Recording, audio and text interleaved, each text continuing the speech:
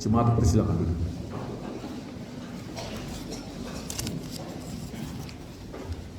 Selamat pagi, Shalom. Bapak Ibu sehat? Puji Tuhan. Pak pendetanya lagi batuk sedikit ya. Jadi kalau nanti ada iklan-iklan batuk, mohon dimaklumi.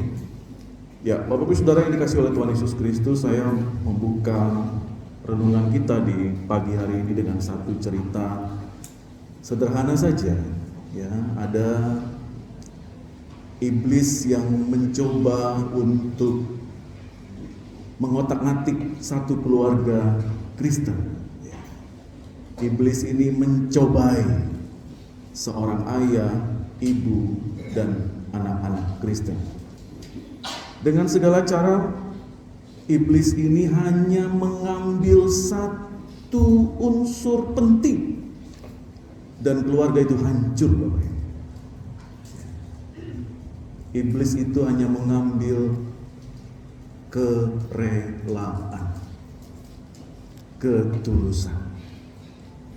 Lah kok bisa Pak Pendeta? Ya. Begitu iblis mengambil kerelaan dari seorang bapak, dia bekerja malas-malasan. Karena dia berpikir, untuk apa saya bekerja pagi, siang, malam di bawah matahari yang terik, kalau istri dan anak-anak saya ada di rumah dengan AC yang dingin. Dia tidak rela. Yang berikut, seorang ibu begitu diambil kerelaan dalam hatinya, dia tidak lagi menyediakan makanan di atas meja. Dia tidak lagi mengurus rumah itu dengan baik.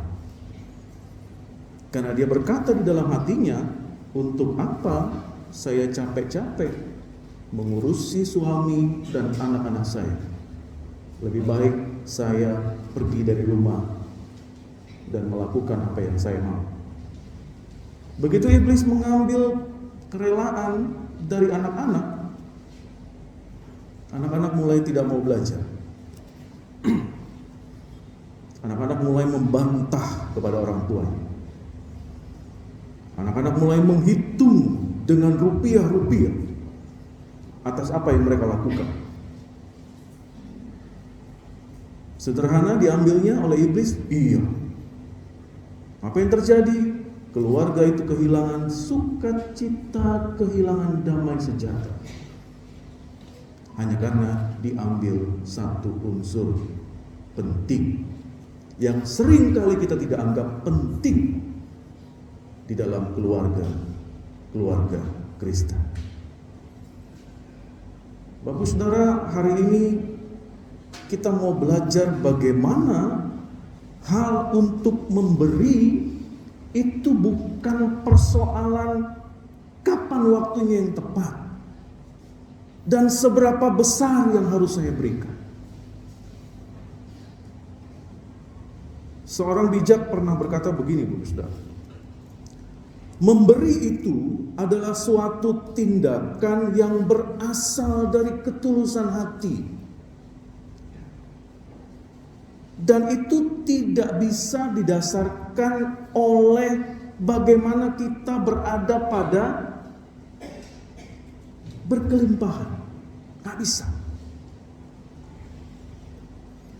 Belajar dari Raja Daud, bacaan kita di pagi hari ini, juga kita belajar bagaimana Daud yang bukan dipilih oleh Allah untuk membangun bait suci. Kan bukan Daud yang dipilih, Bapak Ibu. Siapa yang dipilih? Salomo. Salomo ini siapa? Anaknya Daud.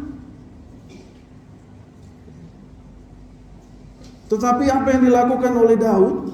Daud tetap mendukung penuh pembangunan ini. Agak sedikit berbeda, Bapak Saudara, antara terjemahan kita yang lama dengan TB2, persembahan untuk pembangunan rumah Tuhan. Kalau terjemahan yang baru, kalau di HP Bapak Ibu atau di Alkitab yang lama, judul LAI itu sumbangan untuk pembangunan kita bait suci. Ya, agak sedikit berbeda, tetapi intinya sama. Nah, kita lihat Bapak Saudara, walaupun tidak terpilih, Daud tetap mendukung. Wah, ini efeknya besar. Mengapa? Kita lihat kalau bacaan ini kita teruskan sampai ayat-ayat berikutnya, ya. Apa yang dilakukan Daud itu menyebar kepada orang lain.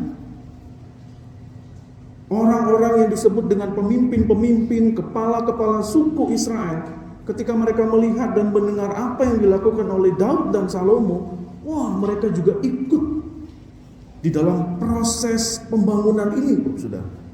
Bahkan dikatakan di situ bahwa mereka begitu sukacita dan langsung tergerak hatinya untuk memberikan persembahan secara sukarela.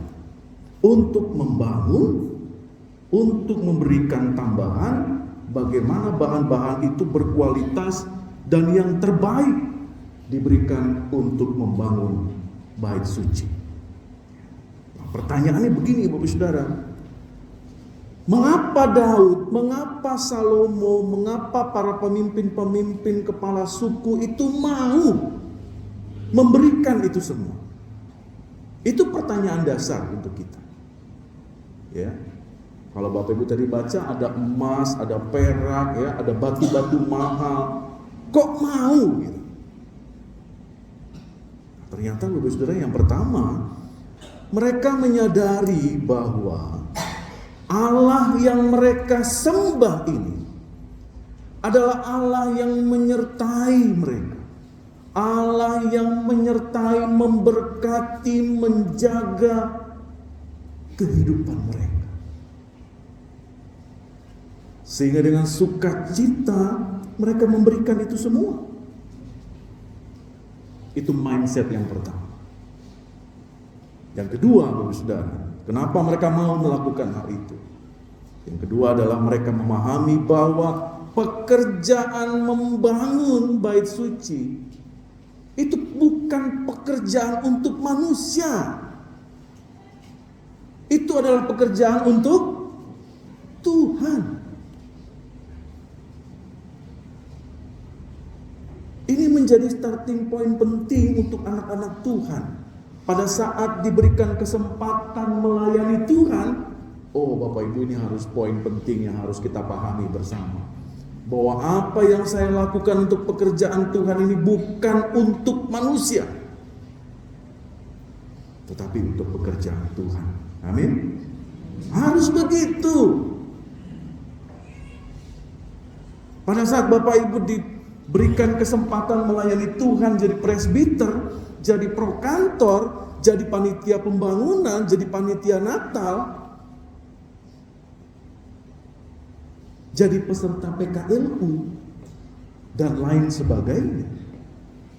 Bapak Ibu, itu untuk pekerjaan Tuhan. Bukan untuk pendeta Indri, bukan untuk pendeta Freddy, bukan untuk kebesaran nama GPIB Maranatha, no. Saya lakukan untuk Tuhan. Saya akan sampaikan kenapa ini penting, Bapak Ibu. Dan inilah yang menjadi dasar kita mau memahami, kita mau merenungkan firman Tuhan pada pagi hari sebelum kita masuk ke dalam meja perjamuan kudus. Saya membagi 3 hal penting Bapak Saudara untuk kita mencoba memahami ini lebih dalam. Yang pertama yang kita pelajari dari 1 Tawarik 29 ayat 1 sampai 5 ini, kita belajar yang pertama Bapak Saudara bahwa jika kita rela memberi, itu akan mendatangkan sukacita. Betul? Kalau dengan sukarela. Itu catatan pentingnya. Karena ada orang yang memberi dengan tidak sukarela. Apa yang dia rasakan Bapak Ibu? Dia terpaksa. Berat kali dompet itu keluar. Betul, kayak nyangkut dia. Begitu tertarik, bukanya juga susah gitu. Ada berapa warna? Merah, biru, abu-abu. Nah, biasanya, ini biasanya ya, mudah-mudahan di sini tidak. Yang tertarik adalah kita tiba-tiba jadi buta warna, Bapak Ibu. Ya. Iya, terlalu silau yang merah ini katanya. 100.000 kan? Agak kucek-kucek sedikit. Kayaknya sama warnanya semua, abu-abu ini. 2.000. Abu-abu dari 2.000 ya. Kok bisa ya memberikan persembahan lalu dia mendadak buta warna gitu ya? Semoga di sini tidak. Karena dia lakukan dengan terpaksa. Sehingga tidak ada rasa sukacita sedikit pun yang dia alami di dalam proses itu. Dan firman Tuhan mengajak kita pada pagi hari ini, Bapak Saudara, beda rasanya kalau kita memberi sesuatu itu dengan sukarela. Efek yang pertama kita rasakan mendatangkan sukacita. Kita mau belajar kepada karakter Allah. Karakter Allah itu dia mengasihi, dia mengampuni. Lalu karakter berikutnya, Allah itu memberi. Bahkan dia memberi anaknya untuk menebus dosa-dosa manusia, iya kan?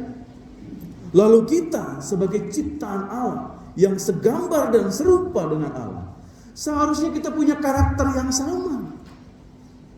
Karakter memberi.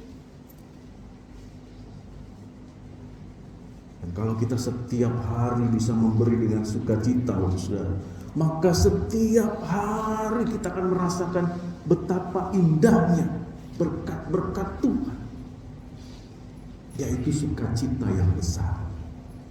Ada kedamaian yang kita bisa rasakan pada saat kita boleh memberi. Ini poin yang pertama, saudara. Kita masuk poin yang kedua. Persembahan sukarela yang kita beri itu harus didasari dengan ketulusan hati. Apa maksudnya Pak Pendeta? Artinya Bapak Saudara, tidak ada udang di balik bakwan. Sudah susah nyari nyari udang di balik batu. Di bakwan tuh banyak loh. Ya. Jangan ada tedeng aling-alingnya. Ada maksud lain, no. Begitu aku mau memberi, aku memberi dengan ketulusan hati. Saya yakin dan percaya Bapak Ibu kalau kasih persembahan di setiap ibadah gereja, mau dimanapun ya, Bapak Ibu kan gak pernah hitung-hitungan. Ya. Kalau saya ambil yang merah Pak Pendeta, berarti 1 lembar ini besoknya hari Senin harus jadi 10 lembar. Oke, deal? Oke. Dikasih nggak? Bisa aja sih dikasih, tapi kebanyakan enggak. Apalagi kalau sudah akhir bulan, ya bulan tua. Sayang kayaknya ini 1 lembar ini. Anak-anak Tuhan dia akan memberi secara sukarela. Karena sudah jelas Bapak Saudara, orang yang ingin dipuji dalam memberi itu sudah jelas tidak ada dan tidak memiliki ketulusan hati. Kita manusia apa yang kita mau dapatkan pujian seperti apa? Gak ada yang kita maju ke depan di sini lalu kita balik ke jemaat, saya 100.000 loh ya, saya 100.000. Bahkan kita diajarkan untuk supaya tangan kiri memberi, tangan kanan tidak boleh tahu kan? Nah, itu juga salah tafsir Bapak. Kenapa? Bapak yang dari BI mana ya? Ada hadir? Oh, ke Perancis. Oke. Ya. Jemaat kita ada kepala Bank Indonesia. Salah satu aturan Bank Indonesia Bapak Ibu, bahwa uang Indonesia itu tidak boleh dilipat, tidak boleh di staples, tidak boleh kata orang barat itu dikerunyak-kerunyak, ya. Gak boleh. Kecenderungan orang Kristen pada saat memberi, karena tidak tahu kanan dan kiri, Di 100.000 itu Bapak Ibu kalau ikut hitung presbiter di sana. Susah loh bukanya itu. Lipat satu, sebelah sini dilipat. Kalau 100.000 nggak terlalu banyak lipatannya. 2.000 biasanya banyak. Makanya presbiter yang menghitung itu pulangnya jam 12 siang. Karena lama dia bukanya. 2.000 Pak Pendeta. Semenit kan dibukanya. Bukan masalah hitung-hitungan, bukan masalah jumlahnya Bapak Ibu, tapi tolonglah janganlah dirusak rupiah itu gitu. Memang kita betul memahami firman Tuhan, tapi jangan terlalu dikerunyek-kerunyek. Kasihan orang karyawan gereja ngerapiinnya gitu. Itu hanya lucu-lucuan aja Bapak Ibu. Tapi artinya begini, bahwa kita betul-betul memberi itu dengan ketulusan hati. Bukan persoalan waktunya kapan, bukan persoalan seberapa besar, seberapa kecil pemberian kita. Tapi bagaimana kita berproses dalam keimanan kita, bahwa apa yang saya lakukan di dalam perjalanan kehidupan beriman saya melakukannya dengan penuh ketulusan. Bukan hanya persoalan persembahan, persoalan tanggung jawab, persoalan bagaimana kita mengikuti setiap ibadah, bagaimana kita masuk dalam persiapan untuk perjamuan kudus. Dan saya memohon Bapak Ibu dalam proses perjamuan kudus nanti, masuklah di dalam saat teduh. Bagaimana sebelum kita memakan roti, meminum anggur itu, kita betul-betul memaknai bahwa kematian Kristus itu adalah proses yang begitu berharga dalam proses keimanan kita. Saya begitu mendengar nyanyian opa oma opung kita, itu sudah itu sudah jawaban yang kasta tertinggi dalam keimanan seseorang. Bahwa ku tak dapat jalan sendiri. Bohong. Tidak ada satu manusia siapapun di dunia ini yang bisa berjalan sendiri tanpa kekuatan Tuhan. Amin. Lah opa oma ini sudah memperlihatkan, ini bukti nyata buat kita Bapak Ibu, bahwa mereka ada di tempat ini bersama dengan kita itu karena pertolongan Tuhan. Betul opa oma? Bapak Ibu nanti baju-baju Bapak Ibu yang pakai sekarang akan berubah warnanya seperti ini. Kita semua akan jadi PKLU. Tidak perlu sampai PKLU untuk memahami bahwa oh ya Tuhan, aku tidak dapat jalan sendiri. Mulailah dari sekarang. Saya nggak bisa jalan sendiri. Saya butuh Tuhan. Pada saat kakimu sakit, pada saat badanmu sakit, Bapak Ibu, apa yang Bapak Ibu lakukan? Minum obat Pak Pendeta? Iya. Kita akan berdoa kepada Tuhan kan? Ya. Disitulah dalam doamu itulah engkau memperlihatkan bahwa aku rapuh. Aku gak bisa kalau gak ada Tuhan. Persoalan kesembuhan itu ranahnya Tuhan.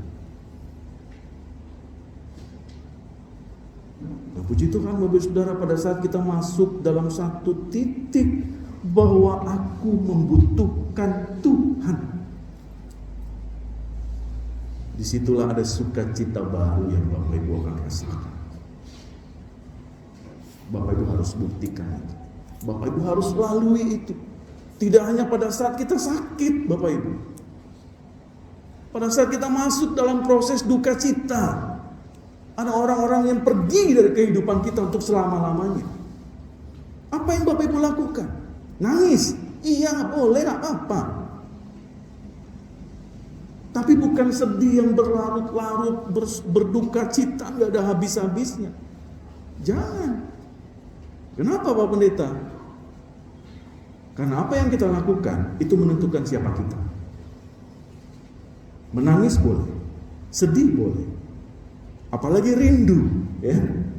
Kalau kita kehilangan orang-orang kita kasih itu kita rindu, ya. Nggak ada obat rindu itu di Indomaret, nggak ada itu. Tapi di situ kita memahami bahwa, oh Tuhan, aku tahu bahwa orang yang kukasihi ini kembali kepada Sang Pencipta, sehingga aku merasakan sukacita.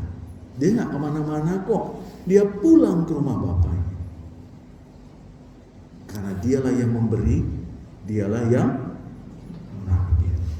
Terpujilah nama Tuhan. Bapak Ibu sukacita? Sukacita.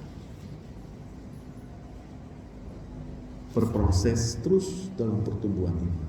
Sehingga kita masuk yang ketiga, Bapak Saudara, persembahan yang kita berikan dengan sukarela membuat kita dewasa dalam keimanan. Wah, macam mana kalau kita dewasa dalam iman? Oh, ternyata Bapak Saudara, umat Israel pada waktu itu memberi dengan sukarela. Mereka berbagi beban dengan pemimpin mereka, yaitu Daud dan Salomo. Bapak Ibu jangan meletakkan beban pelayanan itu 100% kepada pendeta Indri sebagai KMJ, 100% kepada PHM, 100% kepada presbiter, 100% pelayanan kepada panitia pembangunan. Sudah berapa persen kita pembangunan, Tante? Udah hampir 100? Udah 100? 110? Wih, luar biasa. Surplus. Bapak Ibu ingat proses-proses kita membangun Pospelkes, gereja Pospelkes Manunggal. Waktu dipresentasikan kita lihat kan, proses demi proses, bertahun-tahun, gak selesai dalam waktu 1 minggu itu. Tapi kita semua berproses. Panitia pembangunan selalu mengajak kepada kita, yuk kita ikut terlibat di dalam proses pembangunan gereja Pospelkes Manunggal. Bapak Ibu sudah pernah ke sana? Ya, habis ini kita ke sana ya. Rame-rame. Kita punya Pospelkes tidak kalah megahnya dengan ini. Bagus banget. Bisa kita bangun gereja itu dengan 1 orang saja? Bisa. Tapi tidak begitu cara kerja Tuhan. Tidak begitu cara kerja pekerjaan Tuhan. Belajar dari bacaan kita pagi hari ini bagaimana semua terlibat di dalam pekerjaan Tuhan. Dan disitulah kita belajar membangun kebersamaan. Disitulah kita bertumbuh di dalam iman kita yang semakin dewasa. Bukan hanya persoalan membangun gereja, Saudara. Bagaimana kita saling berdoa, mendukung satu dengan yang lain. Bapak Ibu masih sering berdoa untuk orang lain? Harus. Berdoa untuk para pendeta? Harus. Kalau pendeta semua yang berdoa saja, siapa yang berdoa untuk pendeta? Kadang-kadang pendeta itu butuh didoakan, Bapak Saudara. Nih, supaya batuknya nih reda. Bapak Ibu yang doakan. Pendeta Indri jauh dari suaminya ada di Jakarta. Kita harus doakan supaya ibu pendeta juga terus fokus di dalam pelayanan. Ada banyak juga pergumulan-pergumulan para hamba-hamba Tuhan, para pelayan-pelayan ini. Bapak Ibu yang berdoa untuk kita semua. Kalau semua saling berdoa satu dengan yang lain, maka kita akan semakin dikuatkan di dalam Tuhan. Sebagai penutup Bapak Saudara, ada satu ayat Alkitab yang menjadi sesuatu yang penting untuk kita, yang terambil dalam 2 Korintus 9 ayat yang ke-7. Ya. Jangan dengan sedih hati atau karena paksaan, sebab Allah mengasihi orang yang memberi dengan sukacita. Maka berkat Allah akan tercurah bagi hidup Bapak Saudara dan saya. Kalau memang pemberian itu kita lakukan dengan penuh sukacita.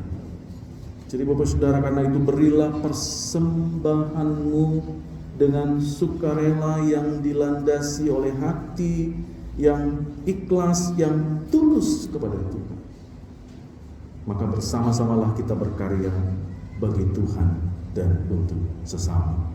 Tuhan Yesus memberkati kita semua. Amin.